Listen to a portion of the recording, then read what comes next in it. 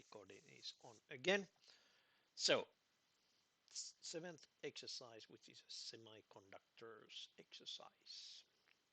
Uh, so first part, a couple of parts, a small task is one of them.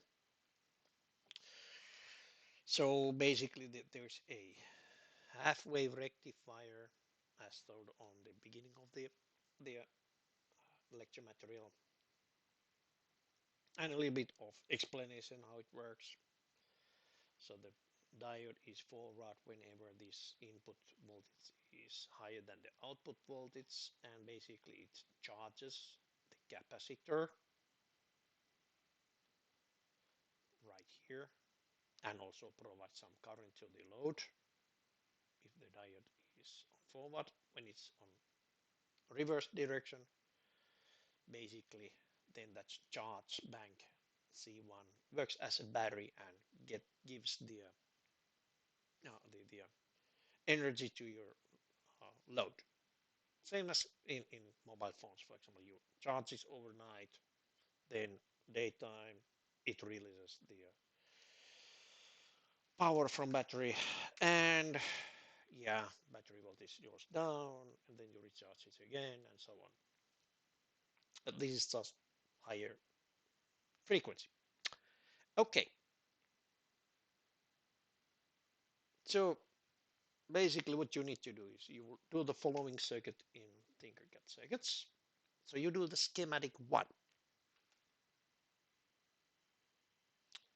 Okay, schematic 1.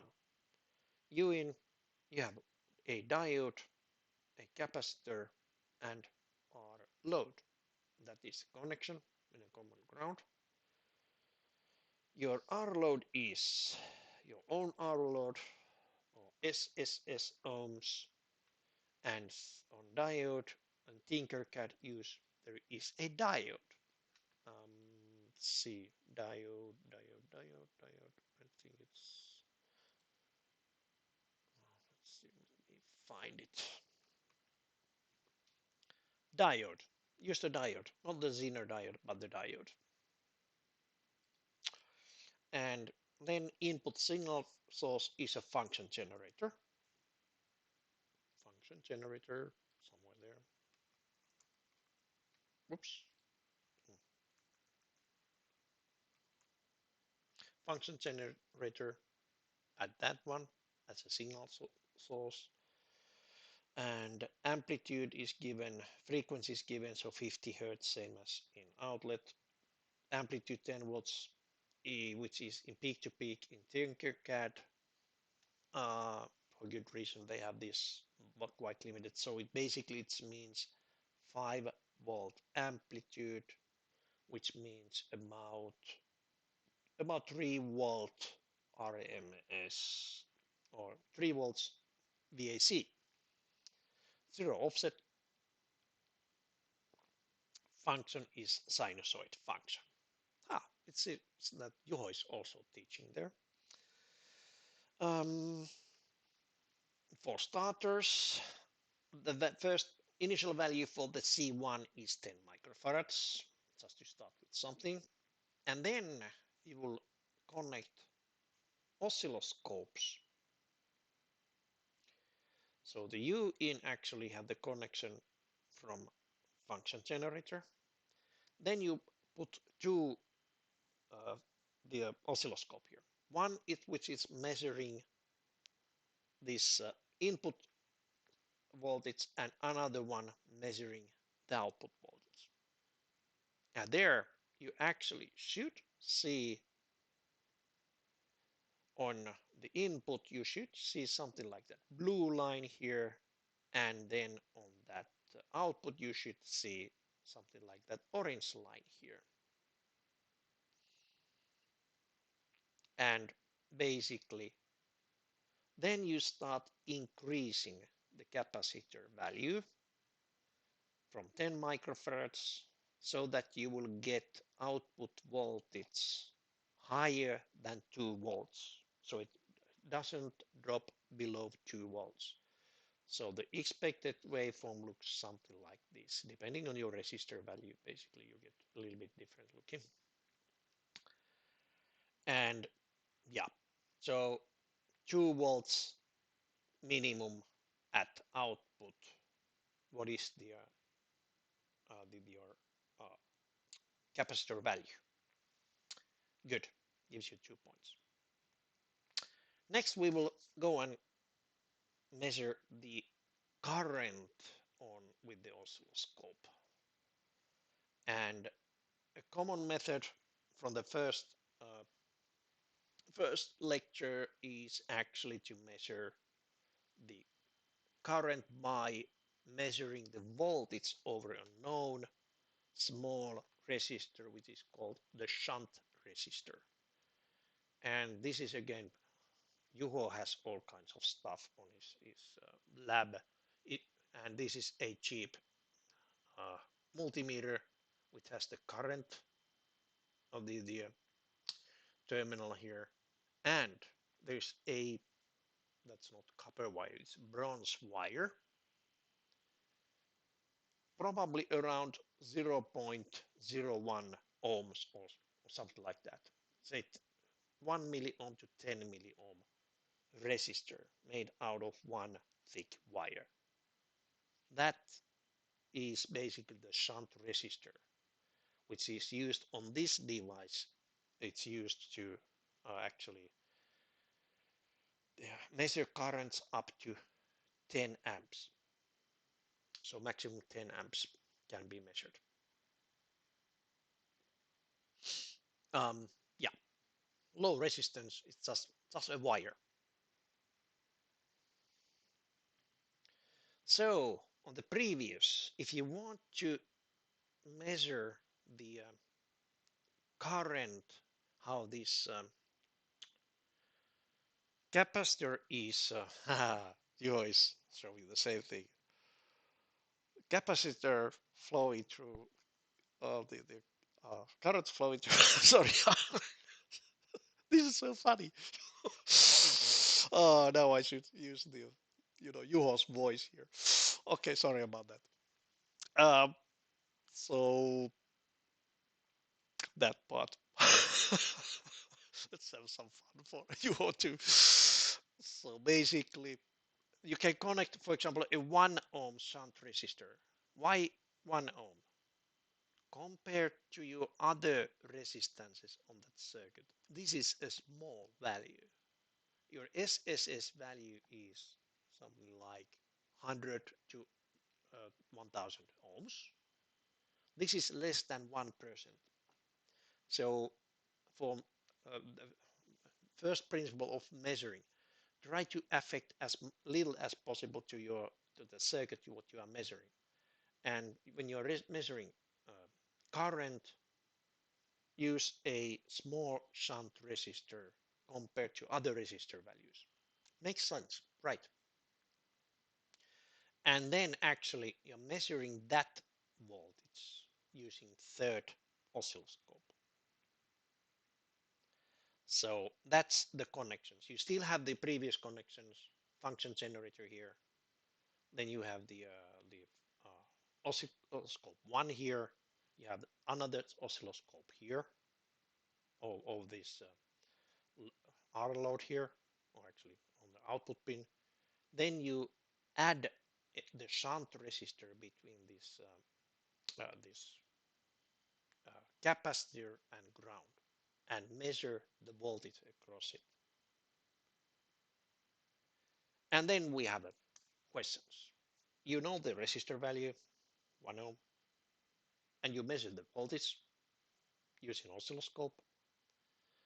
What is the maximum charging current? So practically on the expected current flow, you can measure the maximum charge current. And what is the maximum discharge current? See, the charging here is the positive side, and the discharging of the capacitor is this negative side. So you can read from the oscilloscope, that's the 0 level, and then you have the on oscilloscope you have this how many volts are there from bottom to top. You can estimate then the voltage and then of course calculate the current. Okay, good. And that first part gives you total 4 points. And of course, snapshot. Then second part is the switching transistor and why, for example, LED flashlights operate by providing a constant current to the LED. For example, 1 watt LEDs have 330 milliamp current. That multiplied by about 3-volt voltage drop on blue LED, having that phosphorus material on the top of it, 330 milliamps times about 3 volts is 1 watt. Nice. Okay.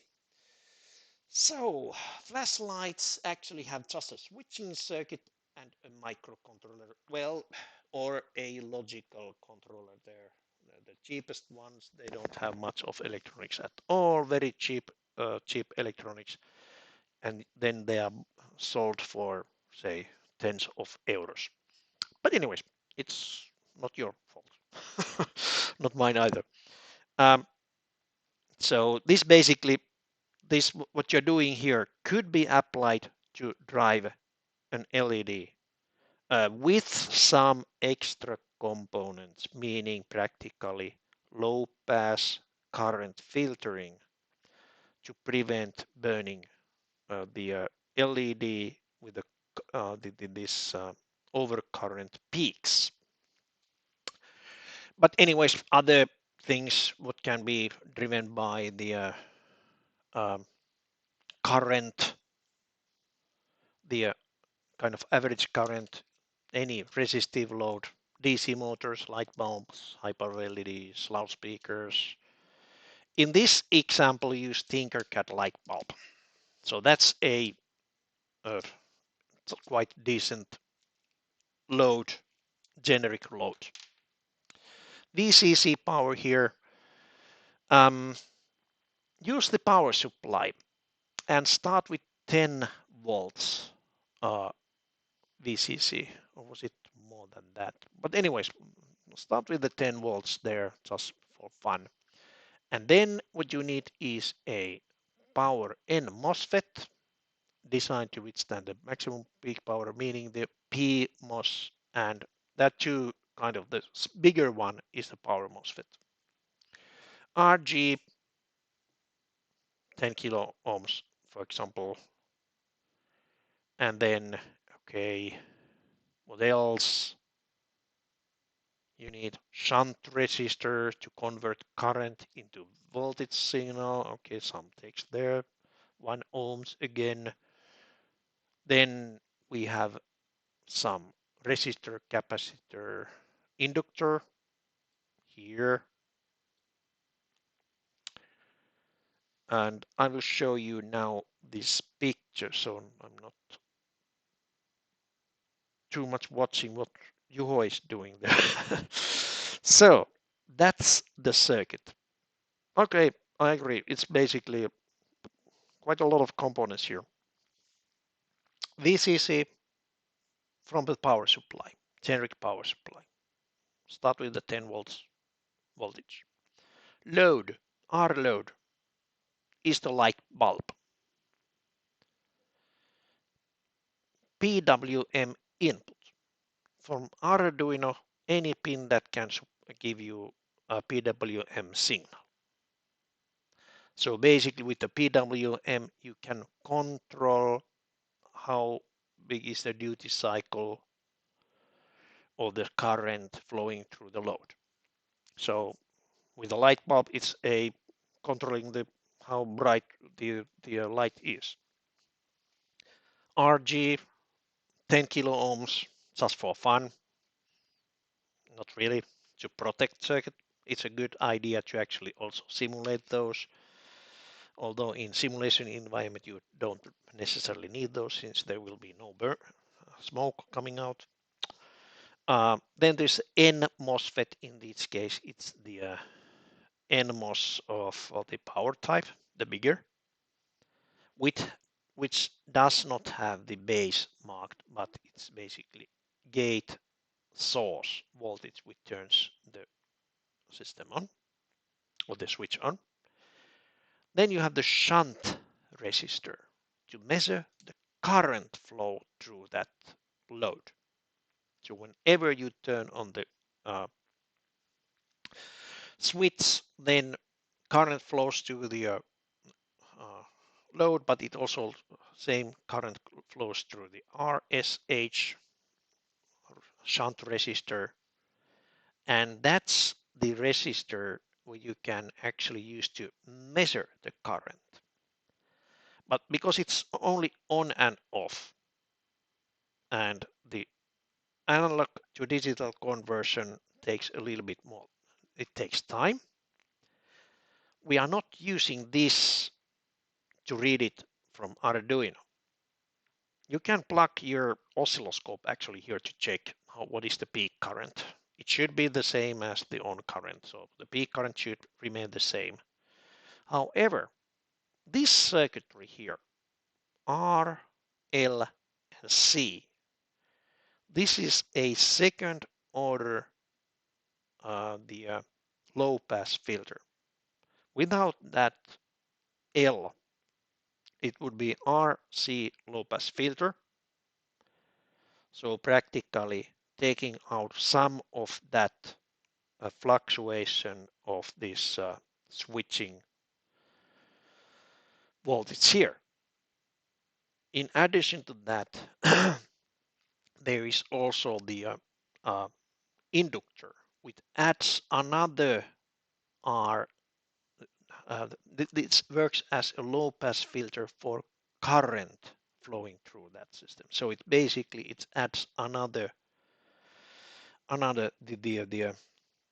attenuation on higher frequencies.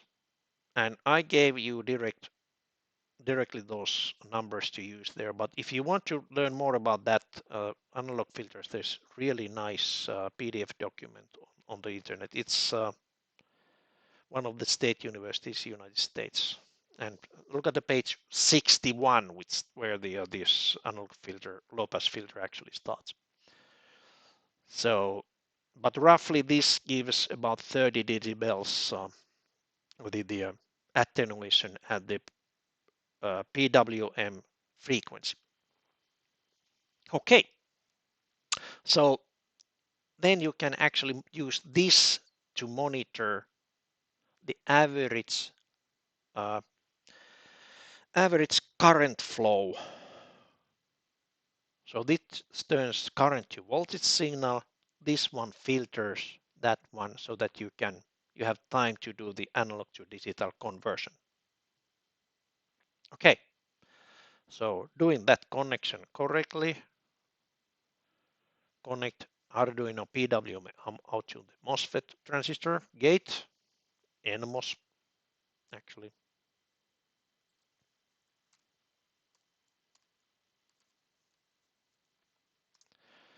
There. Then connect U-monitor signal to Arduino input. So you could also connect a multimeter to measure the same voltage signal for debugging. So you can then adjust your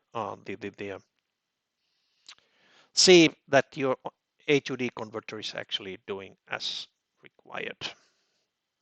And it's a kind of analog the current monitor there. And then you make a program quite similar to the exercise was it last week, Arduino exercise, which tries to keep the average current through the load at 100 plus SSS divided by 10 milliamps. So basically you should have this average current between around 100 to milliamps to 200 milliamps. And basically there's a one way to do it, simple control algorithm to adjust the PWM duty cycle.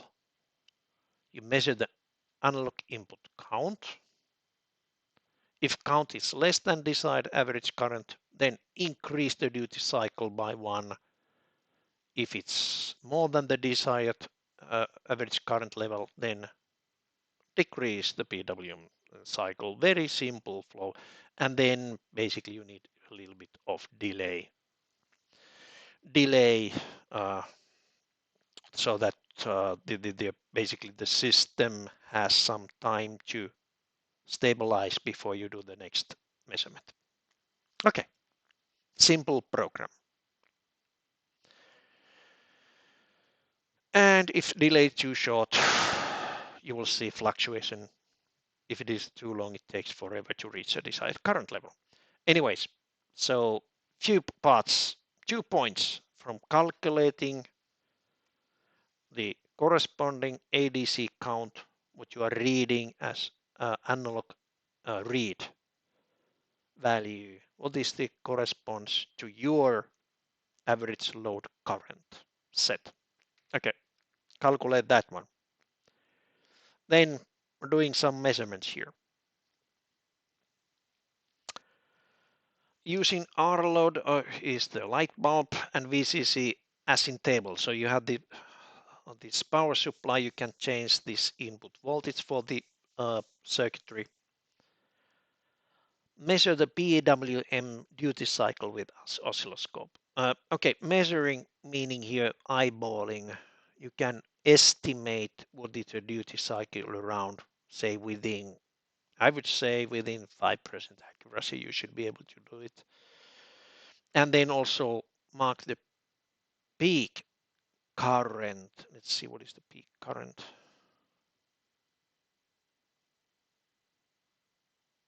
Oh, okay. Measure the voltage over RS with the oscilloscope and calculate the peak current. Why am I screening the peak current? Well, maybe there's a reason for it. Maybe it's educational. Started thinking of it too. I'm not thinking too much. Okay, just measure it just for fun. And with the different voltage levels. Okay, I see now. At the different voltage levels, 15, 20, 25, 30 volts, just do it. Duty cycle and peak current. And then actually duty cycle times peak current should be pretty close to the average current. Yes, I knew there was a trick there. But anyways, calculating that, you can check how close you are actually also from here. Estimate the duty cycle and times the peak current. That should come up as your average current within the ballpark. And then the last but not the least, now actually adjust the VCC until the power supply voltage cannot anymore give enough of current, meaning that you are basically saturating the PWM duty cycle to 100%. So, okay, that light bulb basically at some point you're reaching the level where the voltage is not enough to produce that desired current level. And measure that one.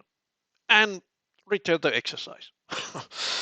So that's today's things. And now it's time for you to ask any questions. Let me take a look if there are any.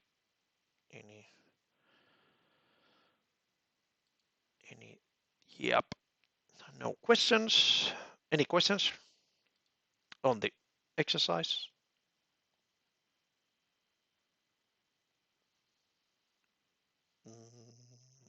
Okay. Nope. Okay. Good. Oh, my brain is fried. Oh no. Oh no.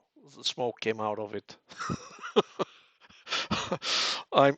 I'm working with the steam engine. I'm an older guy, so it's if the steam comes out of the ears, then my brain doesn't function anymore. Okay, thank you anyways for bearing with me this time. Um, and I will be hanging around online until 12 o'clock if you have any questions. You will start working on the exercise, for example, just in case. And at 12 o'clock, I will be logging out. Okay, and see you next week. And 1 o'clock, Juho starts teaching you some of that Arduino stuff. Okay, thanks.